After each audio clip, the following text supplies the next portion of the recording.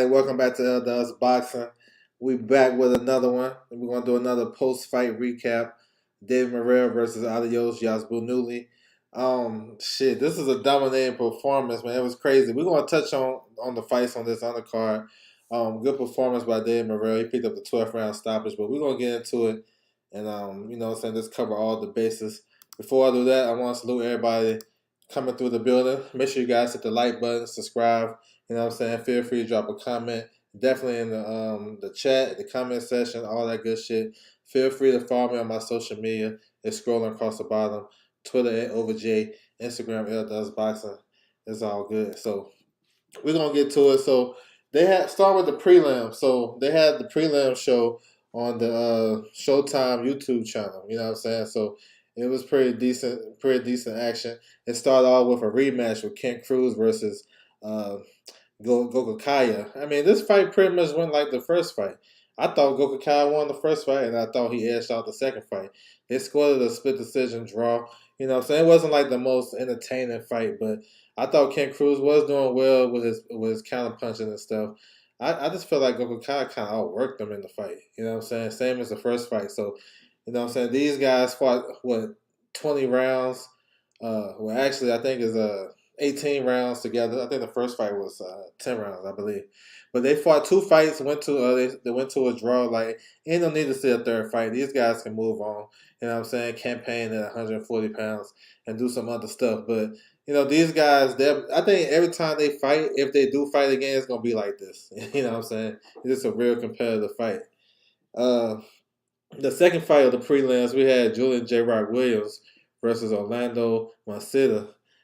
This was easy work for J. Rock. It was basically like knocking off the Russ sparring session type of mentality to me. He was working on some shit. The style of the opponent gave me an idea what he may fight next. I'm gonna touch on that too. But J. Rock looked okay. You know what I'm saying? He got a good jab. He one of the best skilled fighters, you know what I'm saying, when he on his A game and when he motivated and stuff. We know the downside about J. Rock. He cut easily. His chin has been tested and is not the best. You know what I'm saying? He moving up to 160, which is probably a great move for him because he's been campaigning at 54 for a long time. So I think that is actually a good move. He can make one more run. You know what I'm saying? In the sport of boxing, man. We'll see. My man Chain in the building. What's good with you, bro? Salute. I see you in the building. So we'll see. So with this opponent, man, he was just pot shotting him, you know what I'm saying, fighting on the inside, doing whatever he wanted to do. Now with the style of this opponent, it kind of led me to believe that maybe he gearing up for a type of guy like Derevyanchenko. Derevyanchenko is a short, stocky guy, fight compact, you know what I'm saying, like the fight in the pocket. Maybe that's a good fight. That's a good crossroads fight. Both guys fight at 160. I believe both of these guys supposed to fall on the undercard of Danny versus Benavidez. I think Derevyanchenko fought on that card, and J Rock didn't. So maybe they're gearing up for that. I mean, it can't be too many fights like this. You know what I'm saying? So he finally get a victory, man. Since I think his last victory was like 2019, I believe. I think his last win when he beat Jared Hurd. That was 2019. That feels like forever. You know what I'm saying? So hopefully he can get back on it. You know what I'm saying? Guys like Derevyanchenko was good for him. Emmanuel Alim, Emil Carvajal, even the kid that fought later on the card, Fedor. So we'll see. You know what I'm saying? But that was a good win. Get back in the win column. Probably the best fight on the card was Andre Derrell versus Yerbossynuly Gonzalez. This is a light heavyweight fight. Two faded guys, but they put on a good fight. You know what I'm saying? Darrell kind of started off slow. Gonzalez was the aggressive guy, and he was landing a lot of shots. He had Darrell pinned up against the ropes.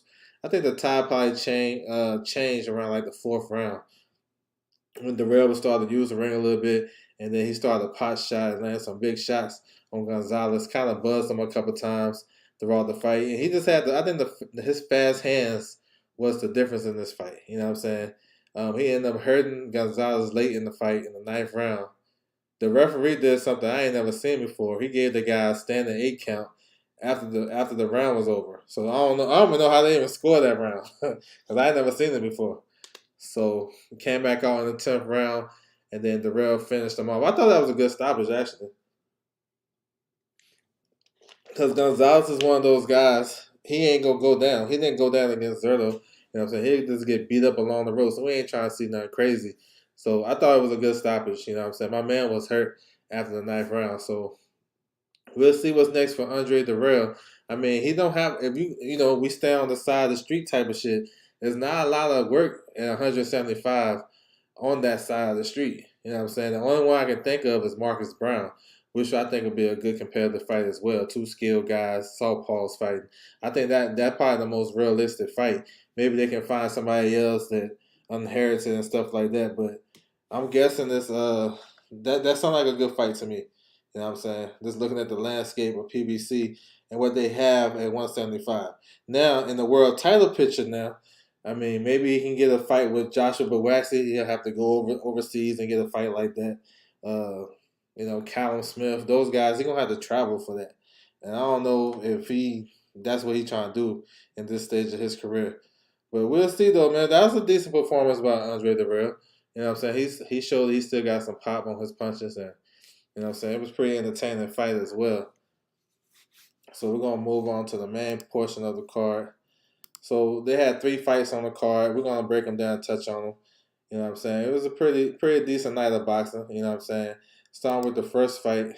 Actually, the first fight right here. Fedor I can't mess up that guy's name. I thought I had it, but I forgot. But Fedor can box, man. He long and rangy. He fought the tough Nathaniel Gallimore, you know what I'm saying, who always come to fight. He just didn't have it. And he normally comes up short when he faced better competition. Gallimore, I have to say that. Right now, he's an opponent type of guy. You know what I'm saying? Fedor is a good boxer, though. Good jab. And he was going to the body, landing some good body shots. You know what I'm saying? I liked him when he was being aggressive. I felt like when he had his back on the rope, so he was actually on the back foot or whatever, he didn't really fight as well as I anticipated. I liked him coming forward more. I thought he could have did a little bit more. But he was just peppering Gallimore coming forward, touching him up. He didn't really hurt Gallimore, but he was just too quick, too long, too rangy. And it was pretty much easy work, you know what I'm saying? So he moves on. He got a number 13 ranking in the at the WBC at 160. So like I said, there's some options for him. Like J Rock, you know what I'm saying? Maybe that's a future opponent. You never know. And like I said, Milcar Valdez, those guys is in and around that stable maybe can give him some work. Even, this guy right here, Brian Mendoza, in this fight. You know what I'm saying? So we'll see what happens. But that was a good performance by Fedor. The co-main event, Jason Rosario versus Brian Mendoza. I mean, it was crazy. It was a lot of question marks about Jason Rosario, about his punch resistance to the body. You know what I'm saying? That came out in this fight right here. You know what I'm saying? He'll former unified champion, been having struggles, outside the ring and stuff like that. So this was basically his last chance, I guess. He moved up to 160, and the same problems are still there. He can't take a shot to the body. You know what I'm saying? Mendoza dropped him in the second round with a nice body shot. It was nice. He landed one previously, but it then get him with the full effect. Then he came right back with it. That was nice. It surprised him. You know what I'm saying? I thought Rosario got up and responded well, you know what I'm saying, the next couple of rounds, you know what I'm saying. I thought he got back in the fight. It was pretty close. And I thought he was touching Mendoza real good too. And he was feeling those heavy shots. But in the 5th round, I mean, the way Brian Mendoza set up that knockout, that uppercut, like he feinted with a jab and threw the right uppercut. It was so nice. It was so nice. You know what I'm saying? That was sweet right there, the way he set that up. So he moves on. He's a natural 154 pounder. He took this opportunity. King P in the building. What's good with you, bro? Yeah, he was. Nah, for sure. He was touching the body all night, for sure. Salute to you. But the way he set that uppercut up, that shit was nice. And now his name can be involved in some big fights, either at 54 or 160. I know I heard Lubin coming back. I mean, that'd be a good fight for Lubin coming back. Any of those guys, Castano coming off a loss, that'd be a decent bump for you know what I'm saying, for him. If he stays at 160, same thing. He put himself in position. J Rock, you know what I'm saying, that'd be a decent fight. You know what I'm saying? A lot of these guys, like, they closing the gap. These former world champions been fighting the best. They started to fade off. You know, J Rock is on the downside. Look at Rosario. We ain't heard from Jerry Hurd in a long time. Tony Harrison is the only one really bounced back. You know what I'm saying? So we'll see. Good performance by Mendoza, man. I like his trainer too, Ismail Salas. So he should have some. He should get some more calls too. Okay, to the main event. So this one was one sided, man. It was a tough fight for Aidos. I mean, Morrell, the guy is talented. If you're doing like a draft and you trying to pick the most talented young guy coming into the league or coming into boxing, I think he might be the number one pick or some shit. His skill set is crazy. He can do a lot of stuff in the ring. He's just so athletic and talented. It just oozes off the TV screen if you guys watching Morrell fight. You know what I'm saying? Got a little swag to his game too. I mean, he dominated this fight from start to finish. I mean, anything he wanted to do, body shots, jabs, uppercuts, straight left hand, right hook, whatever he wanted to do, fight on the inside, showboat, doing no look jabs, no look hooks, all types of shit. Adios is one dimensional. So I said that coming in. He's tough and rugged. He showed that, but he really don't bring too nothing dynamic to the table. Where I was like, damn, he might get this fight. You know what I'm saying? Other than this being real solid, but that's not gonna be enough. This kid is he got some talent, man. It's gonna be tough to beat him unless you got to have a good game plan. And he's not unbeatable though. He does so. That's a good thing about watching a guy going 12 rounds. You can see his talent, you can see his skills, you can see what he brings to the table, but you can also pick up some flaws and stuff like that. I see him sometimes he'll just relax on the ropes with his high guard and let the guy just punch him. That's what he did tonight a couple of times. You can't do that with Benavidez. You can't do that with other top guys. You know what I'm saying? Sometimes he playing with his food. I felt like the guy didn't have no answer for him, and it was pretty clear after the second round that the guy was gonna have a long night. I would like to see him set some shots up, dig to the body, and then the guy that's coming straight in, you can walk him into some shots. He was doing that, but he wasn't doing it consistently. He started playing with his food and shit. So that's one of those things that he can work on, especially as he step up in the ranks. So he defended that WBA regular title. I mean, it's just a secondary title. Don't mean much. He said, I remember people saying Edgar Berlanga would beat him, beat them. I told them Edgar needs to stay far away. Now, I'm with that too. He might stop Edgar Berlanga.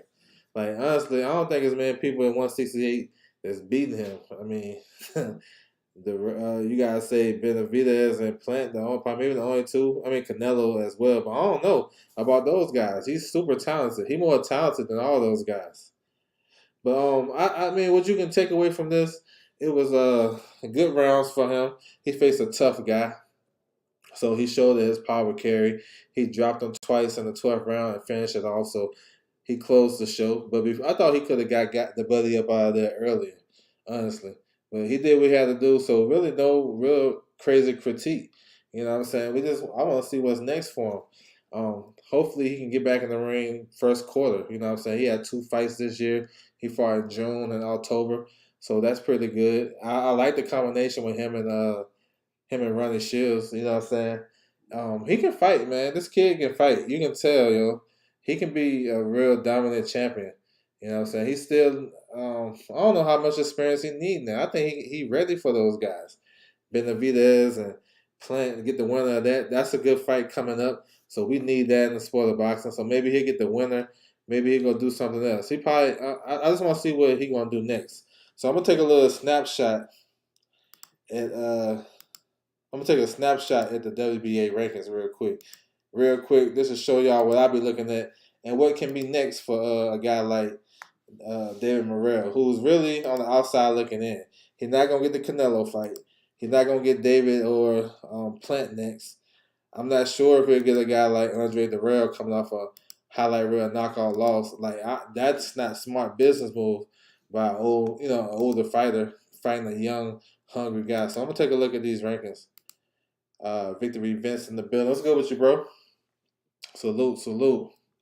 So these shits can change, yo. These are new WBA rankings as they stand right now. They come out at the last day of each month. So They just came out. So just taking a look at it, we know Canelo is the undisputed champion. You see Dave Morrell, he retained his title tonight. You see Aidos is right there. So if you do a process of elimination, this is one of my shows I got on my channel. Feel free to tap in with that.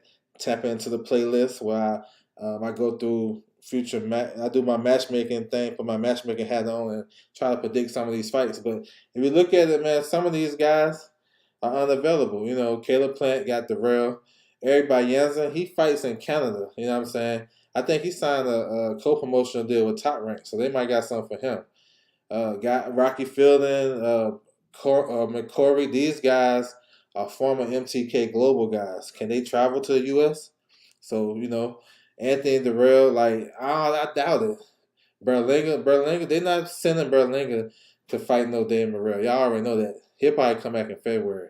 So when you're looking at opponents, you got to look at guys like Damon Nicholson. He's number 8. That's a nice little ranking. You know what I'm saying? Shane Moses Jr., he's with Golden Boy. I guess that would be a decent bump, but I don't know. So you got to take in consideration all the top guys for Dave Morrell for his next fight. Going to probably be busy. So it's going to be somebody like this. Damon Nicholson, even Beck, number 10, he's a stablemate of Aidos, so maybe that worked. So any of these guys from 10 to 15, some of these guys are young fighters. So yeah, so if you see Dave Morrell versus a name that you're not familiar with, that's how shit happen. 168 is not the craziest division in boxing. You feel me? I mean, you got Zach Parker versus John Ryder fighting, so that eliminate some opponents for him. So it's not a lot of guys at 168 other than the top guys. So yeah, shit's crazy. You know what I'm saying? So I just want to share that with you guys just to give a snapshot of what could be next for David Morrell. So we really don't know. He just fought, but it probably won't be a top guy, just to let you guys know. You know what I'm saying? My man Gregory Carmichael in the building. What's good with you, bro? Salute L-Dub. Thanks for all the info tonight. Great day of boxing. Yes, sir. It was a great day, for sure. He said, what about Damon Nicholson? I'm with that fight. I'm with it. I mean, I'm with it. Beck, yeah, that not Beck the Bully. I go back to it. Beck Harmonov. He just fought. If you follow his career, well, you don't follow his career, but if you go look at it on his box rec, he just fought in Mexico on the DAZN show. You know what I'm saying? He's a stablemate of Aidos. You know what I'm saying? From Kazakhstan. He fought in Minnesota on PBC on one of those cards. I forgot. I think it was Morrell's last fight in June. You know what I'm saying? So he had that ranking. I go back to him. His name is Beck. No, I mean these guys got crazy last name, but that's him. Not Beck the Bully. I know that might throw you off, but not Beck the Bully. Beck the Bully not even ranked in the top 15 at 168. So it's not him. So just want to clarify that. I didn't want to confuse nobody. For sure. What's up, Happy Salute? He said, I wouldn't want to see Morrell versus Mosley. He'll do him badly, but what else can he get, though? I mean, what else? That's probably the most notable name that he can get in his sanction body. It's probably not realistic because he's with Golden Boy, but shit. Anybody else he pick, you probably wouldn't know him like that. You know what I'm saying? We won't be knowing him. Martin versus Rivera in the Armor, yeah. December 17th. Gallimore doesn't belong at 160. He took life-changing punishment all night. Yeah, he just, I don't know. He's a journeyman type of fighter. I mean, even at 154, if he fought a guy, up-and-coming guy, he going to get done like that. If he fought Jesus Ramos at 154, he'll probably get that same type of punishment. He's just a tough fighter that's supposed to give your up-and-coming guy rounds. You're not going to blow him out. He's tough enough to last, and he'll take some punishment, but he probably ain't going to win no fights. Those days is probably long gone. You know what I'm saying? Especially coming off probably one of his best wins of his career against Leon Lawson, and then he sat out for like 18 months. He said Danny Jacobs. I mean, hey, I'm with it. But my thing is, I have to go off the rankings, though. You know what I'm saying? Like, I got to keep it realistic. I ain't seen Danny Jacobs in those rankings. Last time I heard about Danny Jacobs, he was talking about fighting Munguia at a catchweight, and I haven't seen him since. I go back to the rankings and show you guys. You know what I'm saying? My stuff and the way I be picking fights, it be based off what's in these rankings. You know what I'm saying? And is it possible for him to come into the new WBA rankings? Hell yeah. They corrupt too. Y'all know how it is. But as it stands right now, I mean, where he at? You know what I'm saying? Like these other guys, 10 through 15, like these guys is like up and coming guys. Like not a lot of people heard of these guys. You know what I'm saying? So it would be cool if he fought Danny Jacobs. You know what I'm saying? And I think it's not beyond the possibility. But Danny Jacobs, how much bread Danny Jacobs gonna want? You know what I'm saying? There's a lot of shit that goes in play. You know what I'm saying? But I ain't knocking it down. I'm just saying. Like that's why I didn't even bring his name up. What's good, bro? Salute to you, my man Robert Brown in the building. So like a lot of these matchups and names we throw out, like as boxing fans, we be like, yeah, that's a good name, let's get it. But I learned sometimes like, listen, we gotta see what's realistic. You know what I'm saying? Sometimes what's realistic probably ain't gonna happen. You know what I'm saying? Especially these guys not ranked. We can even go to 175 and see if they can bring somebody down or something like that. That's in the PBC atmosphere. You know what I'm saying? Like all these guys, I don't even know. Like Zerlo just fought. He ain't making 68, but Waxy ain't coming over here. Then there's all these guys. Man, I don't even know. Let me go to 160. So process of elimination. Let me see. So Triple G, Lara, those guys got other shit going on. Zarafa, he got a fight coming up in November. He talking about he got a contract with Triple G, but Triple G got to fight either Lara or his IBF mandatory. Like none, I don't see none of these guys moving up to face no damn David Morrell. Look, Danny Jacobs. I mean Danny Garcia. Danny Garcia mess around and face Lara next. So it's gonna be. They gotta do some matchmaking, some good matchmaking and shit. We'll see if so. That's why I pay attention to the rankings so much. Right now, we don't see none of those names that we familiar with, like Danny Jacobs and shit.